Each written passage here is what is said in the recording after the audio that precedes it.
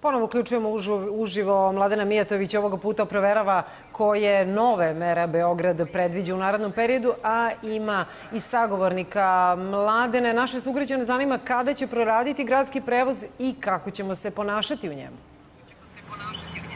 Upravo to je jedno od osnovnih i jedno od najčešćih pitanja koja možemo da čujemo svaki dan i zato se mi nalazimo sada na Slaviji sa zamenikom gradonačelnika Beograda Goranom Vesićem.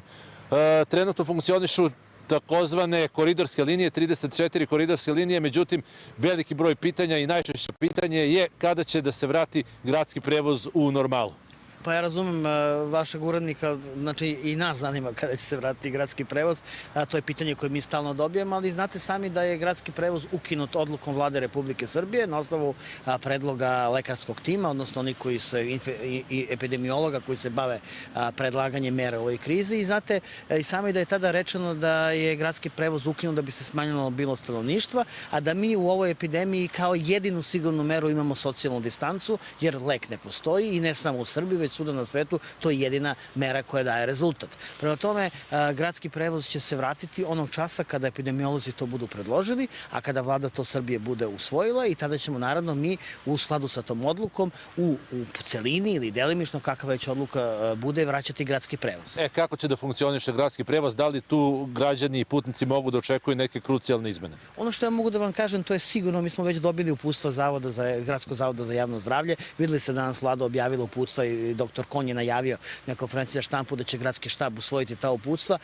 To su uputstva kako ćemo se ponašati u gradskom prevozu i naše ponašanje u gradskom prevozu sigurno više neće biti ikada isto i kada se on bude vratio u punom obimu.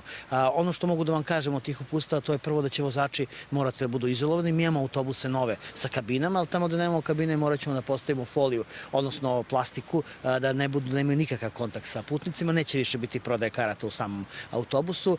Svi koji ulaze u gradski prevoz morat će da imaju maske, s obzirom da su tu i veliki broj ljudi na jednom malom prostoru.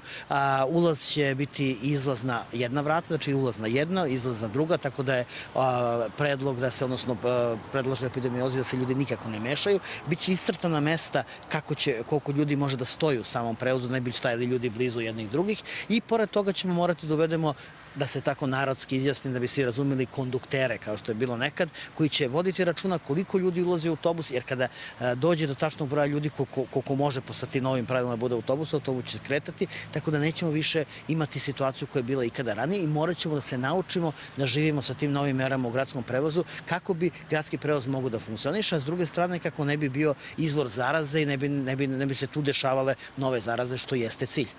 Neki su već sada skeptični i da li je to moguće sprovesti u Beogradu, bar što se tiče javnog prevoza. Znamo da javni prevoz funkcioniše svuda u Evropi i svetu i da takve mere i na taj način i funkcioniše prevoz uopšte u Evropi.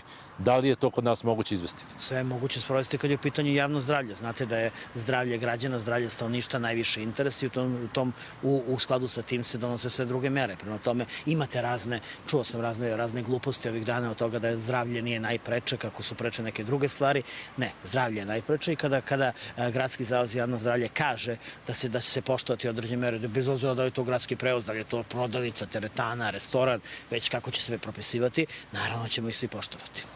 Kada epidemiolozi budu dali zeleno svetlo i kada Vlada Republike Srbije donese odluku, da li ste vi spremni da u roku od 24 ili 48 sati uspostavite sistem prevoza?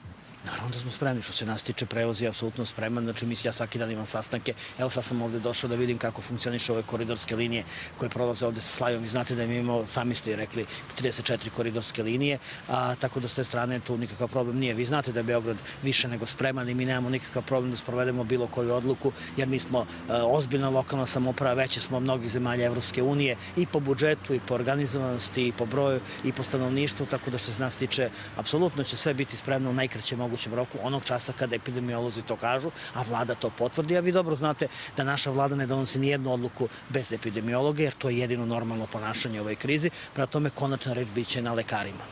Hvala vam, gospodine Vesiću. Eto, čuli ste kako će i pod kojim uslovima funkcionisati javni prevoz u budućnosti u gradu Beogradu. Još jedan puta podsjećam, policijski čas traje do sutra ujutru do 5 sati. Penzioneri mogu da iskoriste priliku i večeras da izađu iz svojih kuća i stanova i da se prošetaju otprilike oko pola sata. I naravno, vlasnici kućnih ljubimaca večeras od 23 do 01 takođe mogu da iskoriste priliku i da prošetaju svoje kućne ljubimce na razdaljini od oko 500 metara od svojih zgrada. Toliko od mene za sada.